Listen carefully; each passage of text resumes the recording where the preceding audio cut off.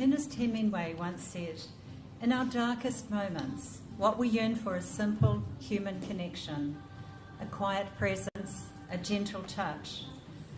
These small gestures are the anchors that hold us steady when life feels like too much." Rob, can we lose Abba? Yeah, okay. Abba's leaving the building. I'll just wait a moment.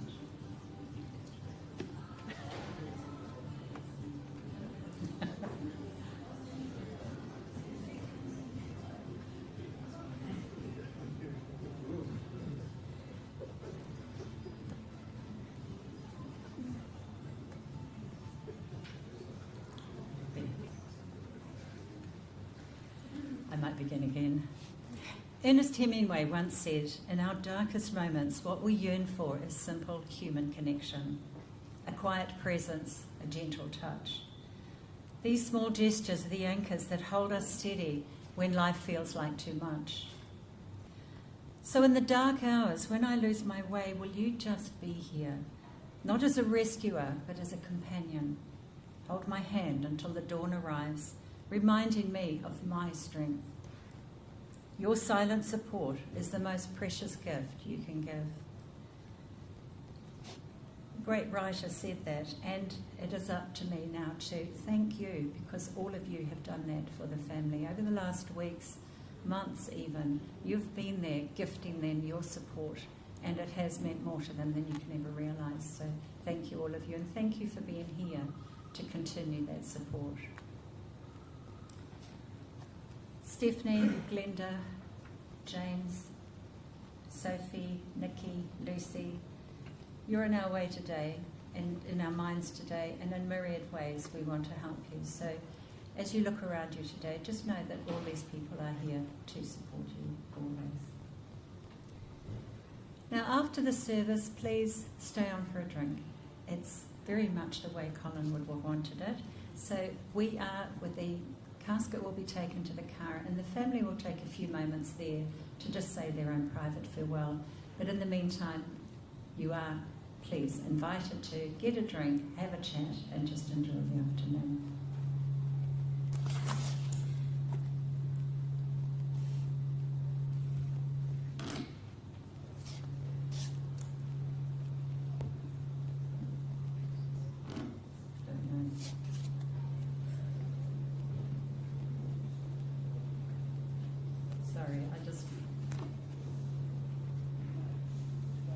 That's very annoying, isn't it? Okay.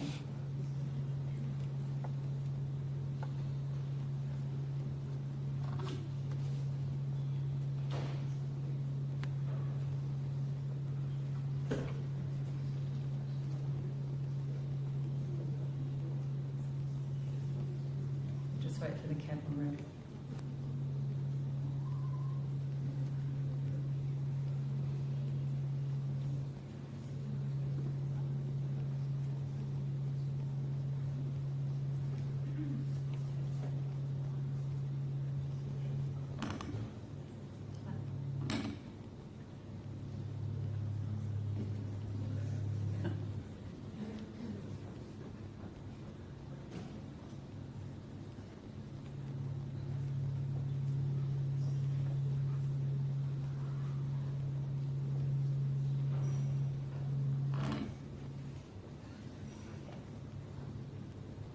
Can you hear me over that? Okay, let's go on.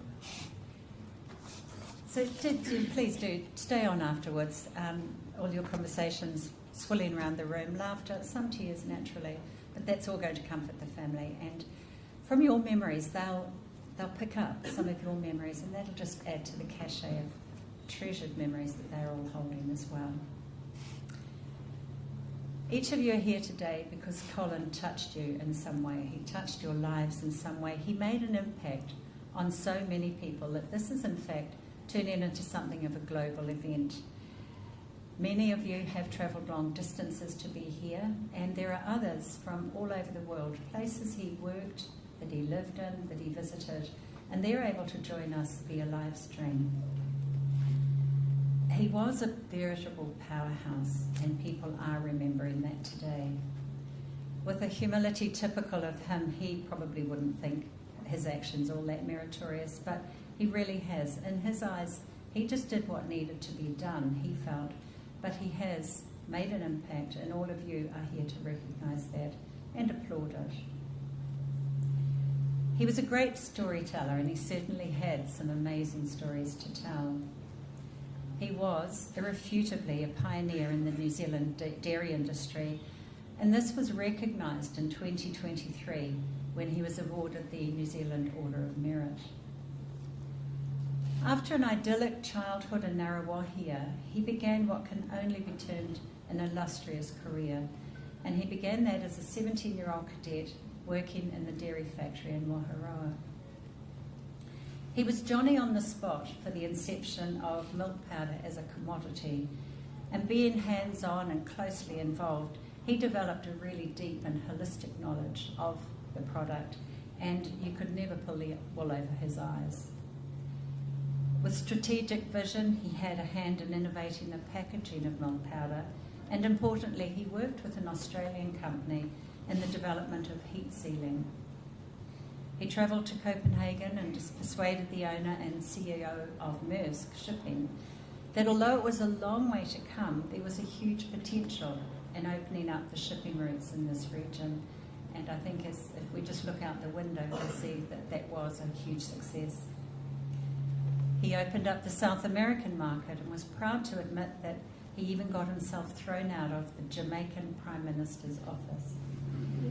The story goes that Jamaica was keen to establish their own cheese industry in spite of having fewer than 1,500 cows. Colin remarked to the PM that if he thought they could do the cheese industry with that number of livestock, then he must be a cabbage. A hasty and ignominious retreat from the office ensued, but you don't actually see a lot of Jamaican cheese on the shelves. He has worked in the remote jungles of Venezuela, and he's lived in the concrete jungles of Mexico and Singapore.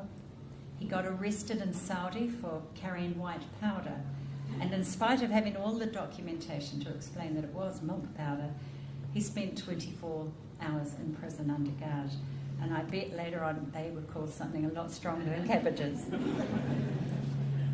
When the family were living in Mexico City in the mid-80s, Colin survived a plane crash. After an onboard explosion, they were forced to crash land.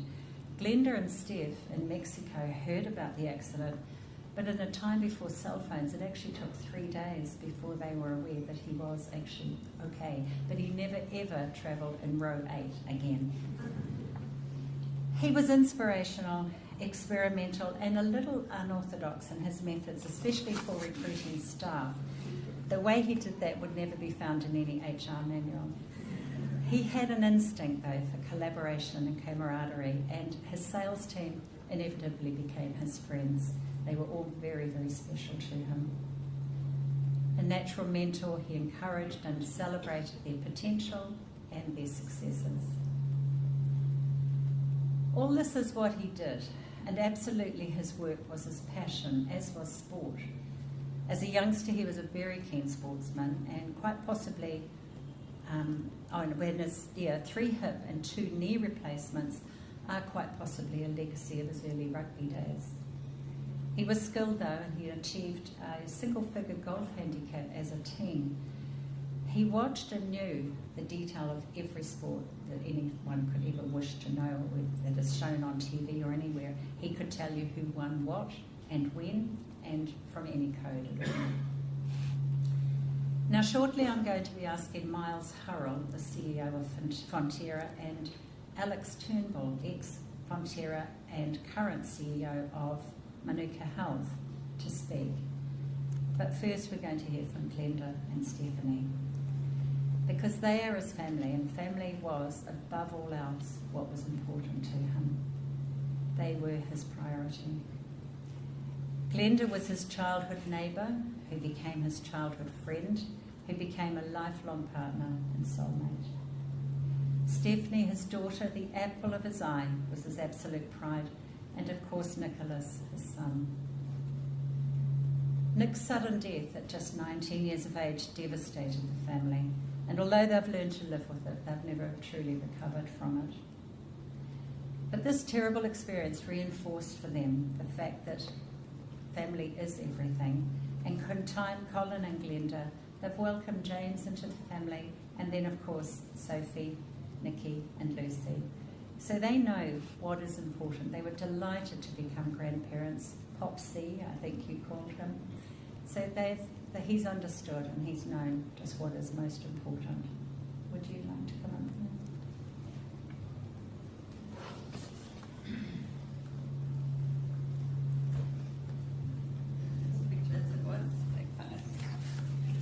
First of all, I want to thank you all for coming today to celebrate Colin's life and a life well lived.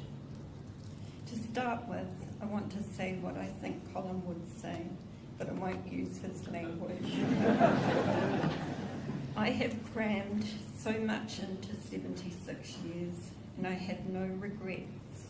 I've been and seen places I never even knew existed. What wonderful adventures I have locked in my locker. What exploits I have had. I've treasured every one. I have met many wonderful people throughout the world who usually became my lifelong friends. I've enjoyed every minute of my life. I really have lived 3 full lifetimes. Filling every minute of every day doing what I loved. I have an empty bucket list. I guess you could say I was a risk taker. I took risks for ideas I believed in.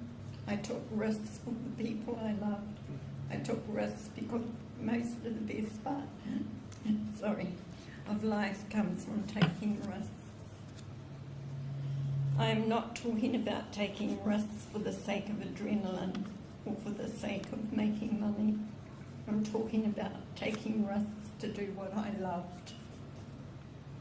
Colin's passion in life was milk powder and all the people who cared for while they went through the mentorship of Colin Jones's School of Sales. And there are many of you here today. He held every one of you in a special place, and you all will be forever in his team. His other passion was everything about family. Being a husband, you so adored your children, Stephanie and Nick, and you got another chance to adore your 3 beautiful granddaughters, Sophie, Nikki and Lucy, who absolutely adored you too.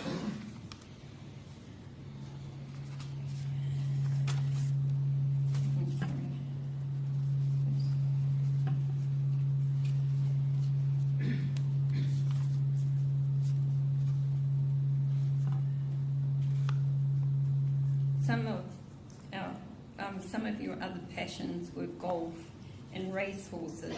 You even bred a Group 1 winner, Mercurial.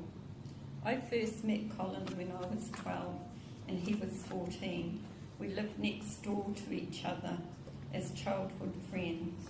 We started dating at 15 and 17 when I asked him to be my date for the school ball. So maybe I was the real risk taker. What a wonderful, amazing journey our lives have taken. We have had a long shared personal history and a special bond. You are my best friend, soulmate, and I guess we were always destined to be together. You've been the one I loved, my companion, and the one I relied on and lived for.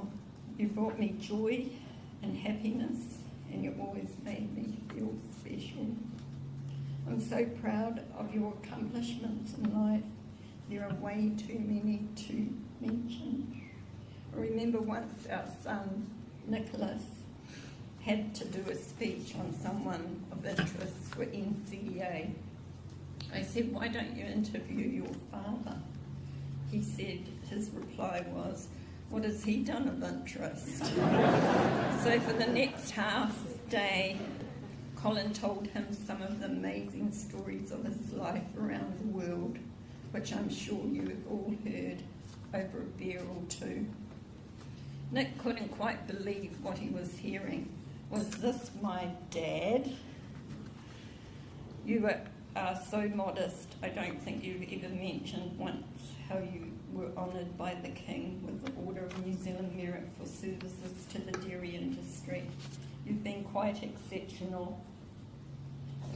I love how you always put others first and how you radiated happiness wherever you were.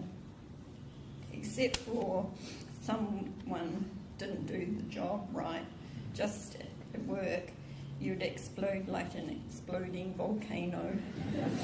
How lucky we were we created a beautiful life beyond what we could have ever imagined.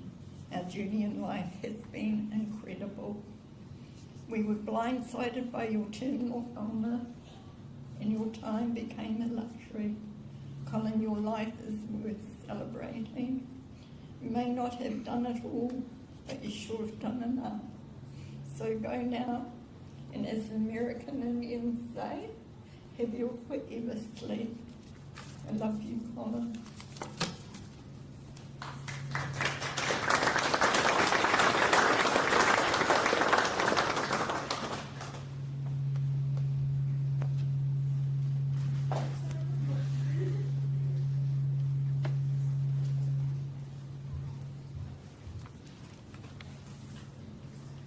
I'm one of the proudest daughters you'll ever find, and I thank you all for being here today to honour Colin and to support me, Mum, and our family.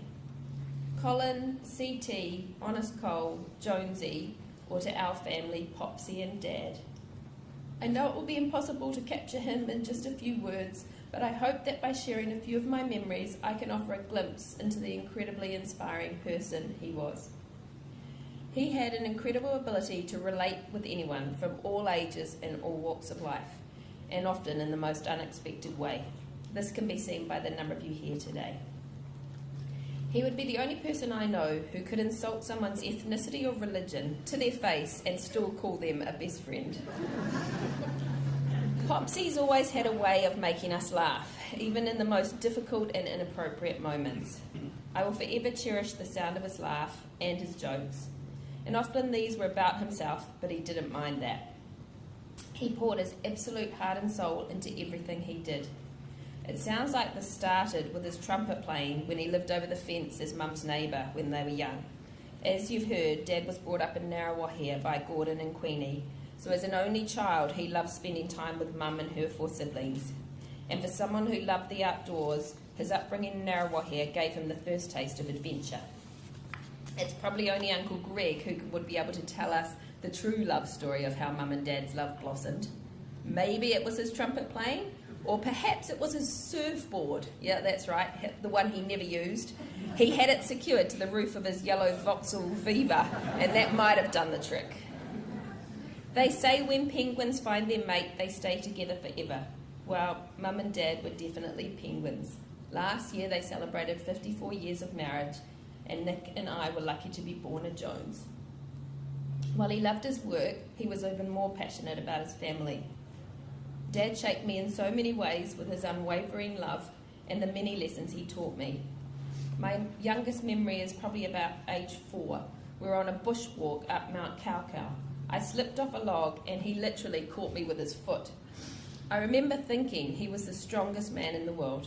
Well, this strength and bravery continued, and I had the absolute pleasure of seeing how strong and brave he was right to the end of his journey with cancer. Our family had some great adventures travelling the world. While my childhood was largely spent in Wellington, we moved to Mexico when I was 7, and Dad helped Mum and I, habla español, and navigate living in a different country and culture. Anyone who knew Dad knew that he loved everything about sport, any sport. He loved doing sport, watching sport, and probably his favourite pastime was yelling at the sportsman or the ref from the sideline or his couch. He spent many hours helping me in the gym at Onslow Gym Club, and I remember some special times together playing tennis in Mexico and Singapore. running with him through the bush in Turangi, skiing moguls in Vale, and even sliding on ice at Turoa. More recently, we got to play golf together at Waimarino. We boogie-boarded in a Hopi, and over the last year, he educated James and I about horses. Dad was most happy on the sidelines, though, watching me and Nick play sport. He made it known that he wanted everyone to play a team sport. He knew that was the value of being part of a team. He spent many Saturdays at Nick's cricket or rugby games and couldn't have been prouder than when Nick made the first 15 playing alongside the likes of Victor Vito. I'm sure you've all heard about that. My husband James has spent many hours on the golf course and rapidly learnt that when playing with Colin, the enjoyment factor of playing a round of golf with Dad was based on two things. One, the number of Voltaren he'd had that morning, and two, the importance of always blaming one's performance on the bloody goat track rather than your swing. Over the last year, James and Dad have shared daily coffees together, and it was awesome to witness their bond grow even stronger. Popsy was the most amazing grandfather and gave so much time to teach Sophie, Nikki and Lucy many important life skills. I know Dad loved that my three girls had all found their own passions, and I saw just how excited and proud he was with each milestone and success that they have achieved. It only feels like yesterday that Popsy was in the garden in a Hopi helping Sophie practice pitching a tent. She already knew how to do that, but he did it so that she could confidently put it up while she was at Rhythm and Vibes after quite a few drinks. I'm sure you'll hear today from Alex and Miles about his dedication to his job, but I bet you will each have a story of how hard he worked.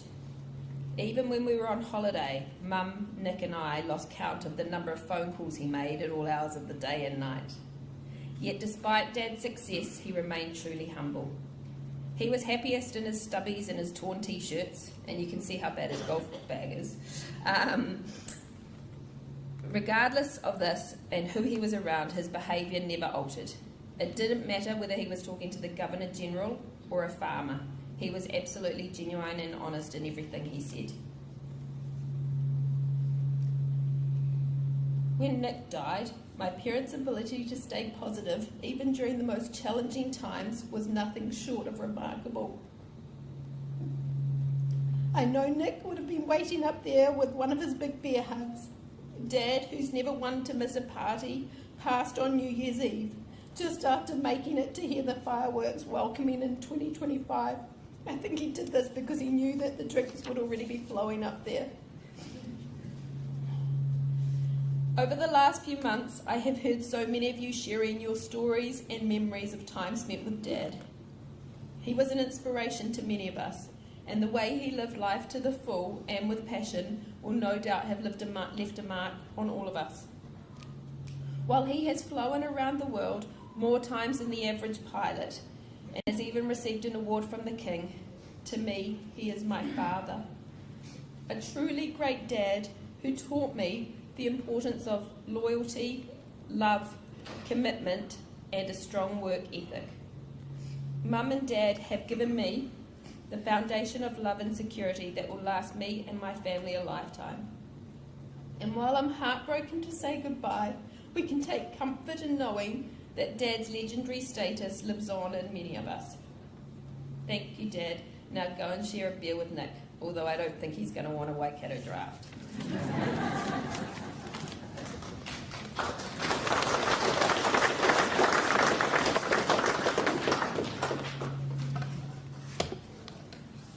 Thank you. You both used words like courage, strength and bravery, but I think you've both shown you've got that in spades as well. I'd like to invite Miles Hurrell now to come and speak.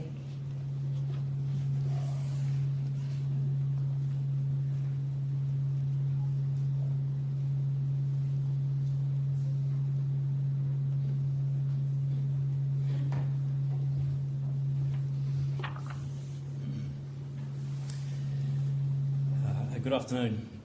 It is my pleasure to be here to celebrate Colin today, a great friend, a mentor to many, including myself. I'd like to preface my comments today by acknowledging the role of Glenda, affectionately known as the Cook, has played in Colin's success and happiness. There was never any question of Colin's love for his family, Steph, Nick, and Kelly. As we've heard, Colin grew up in the heart of the Waikato, so it's not surprising he ended up in the dairy industry. But a young Colin may not have imagined the impact he would have on this industry over the next 50-some years. And some would say milk ran in his veins. As we've heard, at the age of 17, he left Ngaruawahia College to become a cadet at the local cooperative. And on that first day at work in the Waharoa factory, he was assigned to the cheese plant. And in those days, cheese was made in large vats, and they were generally big blokes where the curds and whey were separated by hand. But after a couple of hours, it became obvious that Colin, being a little fella, was struggling to reach the middle of the vat. And after nearly falling in, he was reassigned to the milk powder plant. And as I say, the rest is history. After 5 years on the factory floor across multiple sites, Colin joined the New Zealand Dairy Board as a technical officer and was front and centre in driving product innovation. He is widely recognised for his contribution to the development of whole milk powder, as we've heard, but he also contributed to significant breakthroughs in process in packaging and processing in his days on the factory floor. The automation of butter packaging and, of course, the moving from rubber vans to gas-packed and heat sealing milk powder bags were game changers for the industry. And many of these processes are still commonly used today and contribute hundreds of millions of dollars to our economy. Some of these developments, particularly the whole milk powder, wouldn't have got across the line these days when looking through a risk-weighted return. But he had the instinct, determination, not to mention cheekiness, to see the potential of what could come and what are now revolutions for our industry. Colin had a rare gift for creating connections with people, irrespective of their background. Throughout his career, he was tasked with helping customers solve technical problems. He would often stay at the local factory hostel alongside workers to show employees how to process and handle products correctly. In the 70s, Colin developed an interest in sales, or more to the point, I think he'd pissed enough people off in the factory they needed to find a new home for him. He'd spent the next 30 plus years at the New Zealand Dairy Board, then Fonterra, working tirelessly for New Zealand dairy farmers, taking their product to the world. And over the following decade, Colin helped the industry overcome the challenges of being a small, isolated nation in the bottom of the South Pacific, opening markets, securing supply chains, and developing products. He would undoubtedly hold the unofficial record for negotiating, selling, and establishing the largest number of sales channels for New Zealand dairy products since the industry began some 150 years ago. In the 1970s and 80s, it was a significant time of change for New Zealand, with the UK joining the European community, followed by the removal of agricultural subsidies in New Zealand. It was a tough time for farmers, and had it not been for the likes of Colin, who opened new markets, we would be a completely different industry today. In fact, it would be hard to find a market today that doesn't have Colin's fingerprints all over it. Whether it be Asia, the Middle East, Europe, South America, Colin's presence is still widely felt today. Of note is his work to establish our presence in Taiwan. Through his ability to grow relationships, he created a joint venture there where we today enjoy a 70% market share and export more than $500 million worth of product. It's a testament to both Colin and the Lee family, who I see are represented here today, for the work they've done. Forging these kinds of relationships is not an easy task, but Colin had an incredible ability when it came to problem solving and negotiating to find deals that suited all parties. It was through working with the Russians that Colin learned the true value of bartering. This came in handy for countries who needed dairy but didn't have cash. He bartered dairy for milk for sugar. He then traded the sugar to Japan because New Zealand couldn't consume the amount of sugar he'd procured. There was also the story of Ecuadorian bananas. But let's not talk about larders or nuclear submarines today. A true fix-it man, Colin always worked hard to find the right solutions for customers and their farmers. And in the early days, these were at times challenging in meeting customer specifications. And I recall, and there's a few of us in the room here today that were joking about this earlier, I recall a significant contract where the customer rightly complained the product had a very unusual taste. The customer demanded the product be removed from the country within 2 weeks, which was no easy feat. But Colin, being Colin, got the job done, blended the offending powder into other products and on-sold it to Asia. Fair to say I didn't consume too many biscuits in Asia that year. Thanks, GoCom. I first met Colin in the late 90s when I was working for P&O Shipping. He made my life a misery for a period as he ripped millions of dollars from our freight bill. But it was always done with integrity, and we'd be able to have a beer afterwards, maybe after a cooling off period. It was this character that attracted me to jump ship and join him on the other side of the New Zealand dairy board. And again, being based at the bottom of the world, New Zealand would encounter supply chain issues, given we export 95% of our product. And as we've heard, he flew to Copenhagen and met the owner, camped out effectively in the lobby of the Maersk business in Copenhagen to meet the owner and CEO. He provided evidence of the mutual benefits of continuing to come to New Zealand. The subsequent negotiations helped reduce the cost of exporting, adding value back to the cooperatives and the farmers, and this relationship still exists for us today. Colin was the kind of person you could usually hear before you could see. And often his words would be quite colourful. So much so that when I first started for him, I wondered whether I was working for a vegetable company, not a dairy company. Cabbages, kumaras. And he had a lesson daring saying that he or she isn't worth a cup full of cold tea. In fact, there are probably already a book of Collinsons already out there. If I was to use one word to describe Colin, it would be selfless. He understood how to create value back to rural New Zealand and had the courage to make the calls when he needed to, even if it was outside his authority, a turn that Colin never really took notice of if it was for the right reason. Colin's driving force was to achieve better product prices, was driven strongly by the belief that everything he did was to the benefit of New Zealand farmers and the small communities such as Ngarawahia where he grew up. He travelled the world through countries experiencing civil unrest, as we've heard, in prisons in Saudi Arabia, and survived that plane crash. Any one of these would have been career-defining, but for Colin, it's part of what he did. He always wanted others to succeed, and perhaps ahead of his time, he didn't see gender or age as a barrier if they had talent. Whether they liked it or not, he has coached many of the industry's senior leaders, many of whom are in the room today. He's always backed his people, and in numerous careers he's had a significant impact on. But despite his ability to understand people and support them to do their best, his HR practices were non-existent. And if he were a manager today, he'd probably have a personal grievance list as long as my arm. And Colin has undoubtedly accelerated my career and helped me progression towards my role as CEO at Fonterra. Often people will tell you what you want to hear, but Colin wouldn't hold back in saying what needed to be said. And it was only a few weeks ago when I was meeting with him in Glenda, he was still giving me advice. Colin, I'll be forever grateful for your mentorship, and I miss you terribly. His support went well beyond the day-to-day aspects of the job. My first offshore role was in two phases. Firstly, with a short stint in Bahrain before moving to Dubai for the remainder of the contract. He was adamant my wife Michelle move with me to Bahrain rather than just simply meeting him in Dubai. He understood the importance a partner plays for offshore postings, especially to tough locations.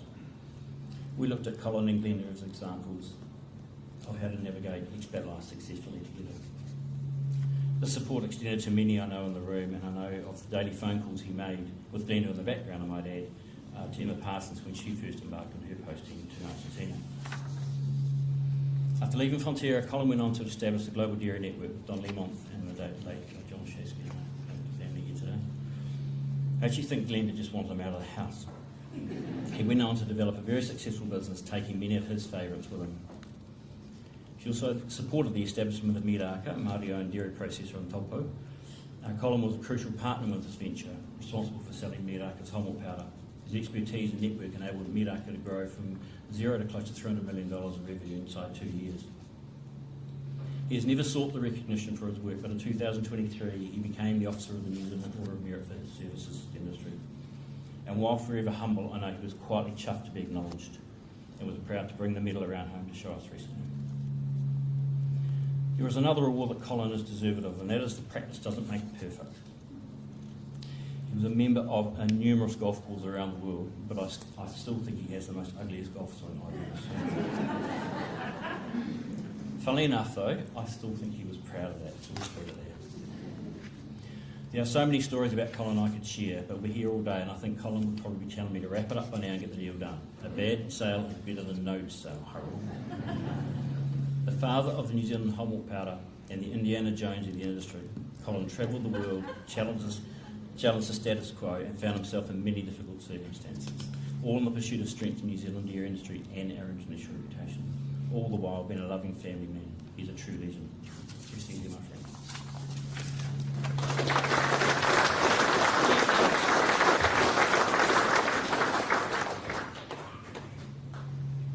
Thank you, Mike. A comprehensive look at just what he did, but the passion and humour he brought to it as well. May I ask Alex Turnbull to come up now, please?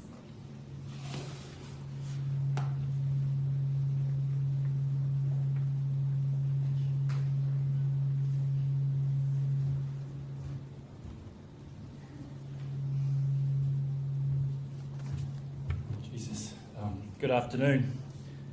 Ever since my dad died, I spent 5 days writing his eulogy, and I never understood quite why you wrote things of such wonderful words for dead people. And I decided then and there that if anyone was going to pass away before I did, that I deeply cared about, that I would write them a eulogy and hopefully get to read it to them before they passed. So I wrote this for Colin last week, and he was too sick to speak to me, but I said to Steph and Glenn, look, if you want to read it to him, great. If you want to throw it in the bin, doesn't matter, but I'd love him to hear my words to say thank you. So they read it to Colin. And then I got a phone call as I was playing golf at Waitangi, as badly as he did, on Saturday saying, would you mind reading this out today? So I preface what I'm about to say by explaining this was a private message between Colin and I, and it's slightly less filtered than the previous eulogies you've heard. And if you can accept it on that basis and not film it or record me, and so I can keep my job on Monday, that would be marvellous. So, dear Cole, I think it must have been in November of 1991. I needed that dairy board placement, and I rocked into Colin's office for my interview. His office seemed huge to me, and that big black high-back leather chair even bigger. I suspect, thinking back, it looks so massive due to the size relative to Colin. Kind of like when you go to the Hobbiton with your dwarf cousin and they comment on how spacious the interior is. But his voice made up for his stature, and his emotional description of the job, his plethora of adjectives, and the Shakespearean eloquence of his oration about the role and what would be involved to be successful hooked me from the get-go. As Miles alluded to, but he can't say, and I can, his interview questions to me and many of you in this room: can you drink piss and not make a dick of yourself? And I thought, what an ironic question coming from Cole, given the number of times we've all seen him sitting around a dinner-side table with his eulogies, with dignitaries of all shapes and sizes and races, and Lord knows after how many beers. Have you ever been described as a fuckwit? Never, and then after that only by you regularly. Can you get on with chogues and wogs? Well, I'm actually a raghead, as he discovered through my ancestry. And of course, what position do you play in rugby? As if that was the only sport worthy of participation in the world. Mind you, compared to the babble and HR nonsense that's hijacked good old common sense straight talk in today's PC diverse employment society, I actually think that Jones had it right. Call it as you see it, be honest and frank with everyone, and be a man of your word. Unless, of course, it involved whole milk powder pricing to our customers or the board. That was Colin. And you know, love Cole or hate him, and I don't think anyone hated him, I just think they were a bit jealous of his ability to call a spade, a cabbage, a wog, a jiggler. She knows who she is. She's not here, thank God. Or a spin bowler. And you knew where you stood with Cole, and if you stood on the wrong side of him, it was probably for a very good reason. But jokes aside, you know, the things that Colin gave me and hundreds of other people that he led, which I think a few people would even register, massive responsibility. He trusted you 100% with the project, and he gave you projects which others would never risk giving you. I regularly think back to the massive risks he took on me when deciding if a young team member of mine is ready for a job or a project. And I literally would say, would Cole give this person the shot? And if the answer was yes, then I'd give them a go. Your job isn't done until the job is done. Colin calls at 3 a.m. in the morning. Why do I still do them? Because Colin did it, and he did what it took to make it happen. Why am I fluent in Spanish and Portuguese? Because I swore to God I would learn more than 10 words that Colin had available to him to close a Cuban whole milk powder deal in the local phone. We didn't have cell phones back then, while swilling down beer because he put, once again, too much chili on his pizza at the famous Thorndon Pizza Club in Wellington. I was too young for the hong, which sounded even more crazy. The TPC was a Friday afternoon lunch experience like no other. Exclusive, although all you had to do was ask to join. There was one question pre-membership from Colin: are you a fuckwit? If not, then you're in. We had some complaints from the ladies who are here today that our club was sexist and it did not allow women. Colin made it very, very clear that we were inclusive and we were 100% accepting of women, so long as they're prepared to attend the first session topless and then they're in. An all-male group it remained. Frank and honest feedback as always. That was our Cole. And I could spend hours and pages joking and making light-hearted fun about our times with Cole. And we should, because the memories that make me and many of you laugh out loud remind ourselves what life should be about. Because the bastard can be robbed from us at any moment and we never know when that will be. But the risk of the jokes is we forget to celebrate and be grateful for this amazing man and the global citizen in every sense of the word.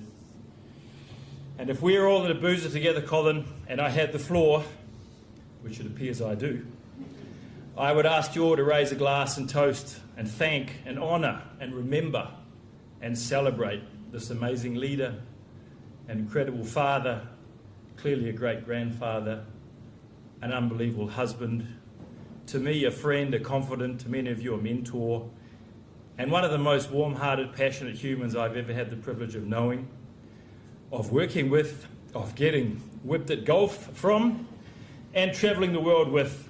And I've been so thankful, as I'm sure many of you have been, to have the chance to spend and learn so much time with Colin, with this fantastic human being. So thank you, Cole, and thank you, Glenda, for putting up with him, and thank you for giving us so much of his time that we could spend with him. You're always in our hearts, and I want you to rest in peace, honest Cole.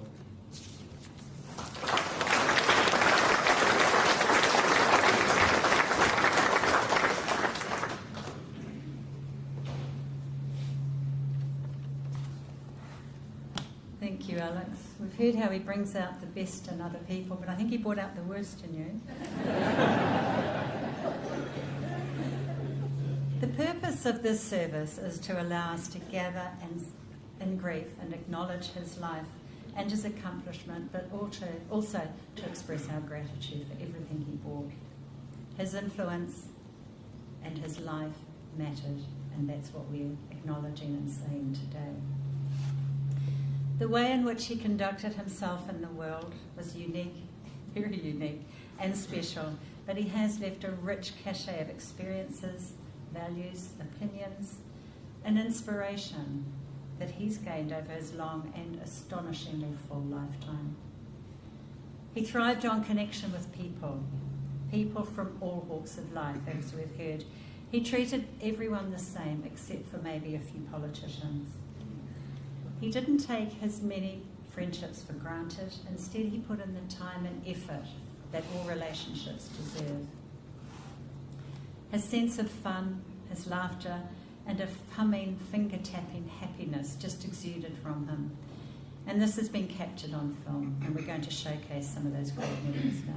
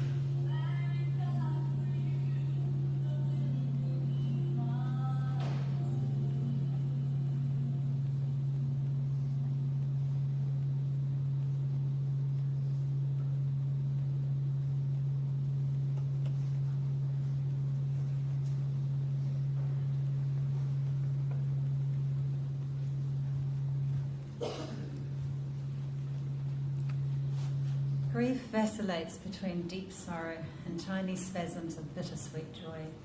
That's quite simply the reality and experience of loss.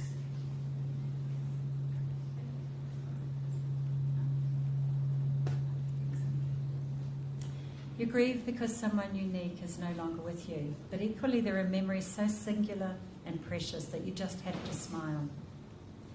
Memories are the special snapshots our brains hold on to, framing both the monumental and the minute moments that thread together the narrative of our lives. They're like hidden gems in our minds, popping up when we least expect them to, filling us with a cosy sense of the good old days. Colin was passionate, loud, the original hard case. He loved a good joke and a good laugh. He swore a lot, but he was an all-round good bugger, and the world will miss him, and no one can imitate or match him. Faced with a serious illness, Colin remained staunch and uncomplaining, and he was grateful for the care he received. I'm sure if he were here, he would join the family in thanking his GP, Hendrik van Rooikel, who went above and beyond for Colin and saw him not just as a patient, but as a person. Colin responded to and appreciated Hendrik's open and friendly, but also professional manner. And Ben Lawrence, Colin's oncologist. Ben would admit that he learned a whole new and rather colourful vocabulary of words and descriptions of ailments since having Colin in his care. But he managed to decipher that Colin code, and he recognised him as an intelligent man who had the right to be informed of his options and then be part of discussions and decisions about his treatments. Sensitive care of this nature has made all the difference. As we've heard, Colin spent many years of his life in far-flung destinations and was exposed to a variety of cultures and ways of thinking and different ways of being. He therefore had no fixed ideas about what happens when we die. Suffice to say that he felt every culture and every religion had a view, and he was open to them all. It is what it is, was his attitude. But there's surely a kind of peace at the end of a life well lived, knowing that you've given what you had to give, you've loved where you were free to love, and that you've left nothing undone or unsaid. You can be confident that at the end of his life, Colin felt this peace. When his time came, he was held and accompanied by all those wonderful memories of growing up in Narrawahi with Glenda, their wedding day, the first time he held each of his children or his grandchildren. The memories of work, his play, his friends, memories of all the joy in his life went with him. He went with those memories, but he left so many more for each of you to hold on to. He's not entirely lost to you because he left so much of himself, and he'll always be part of your family and your friend experience. Please stand now for the words of farewell.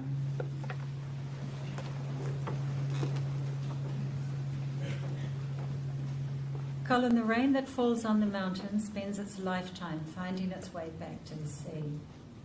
After living a life you can be proud of, you too have now returned from where you came.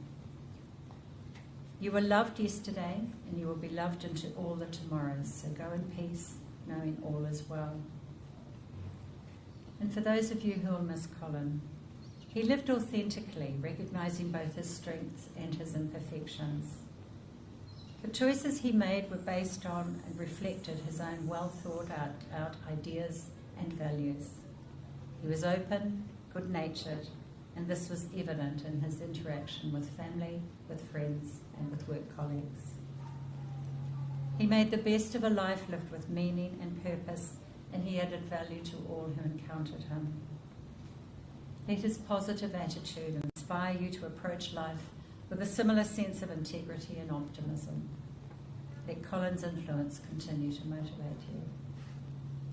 Do what you can to honour that in your own lives, because in that way he will live on in you. Go now knowing he remains safely tucked in your hearts and your memories. The song we've chosen to take Colin to the car, Simply the Best, will be understood by his team. Colin dressed for a work function as Tina Turner. He was never one to take himself seriously, as you know, but he was signifying that his team were simply the best. Well, they'd agree, and we all agree, he was.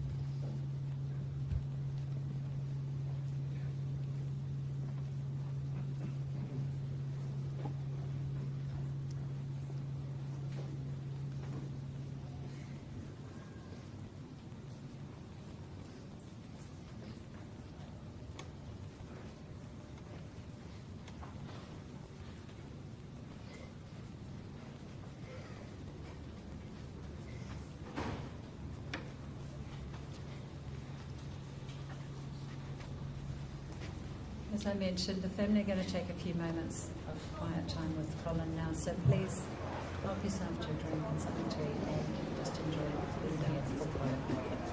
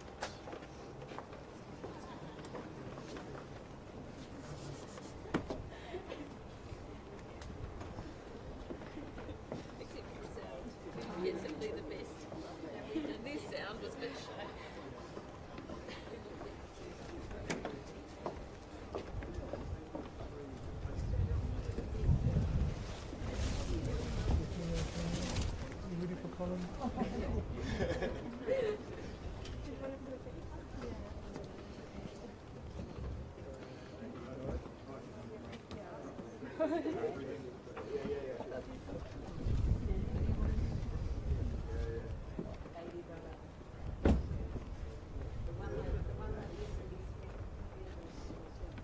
grab one more piece of rosemary for me.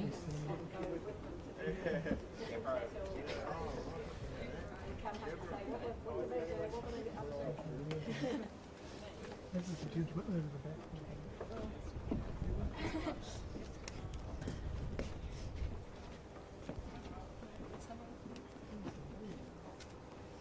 Thank you, Rob.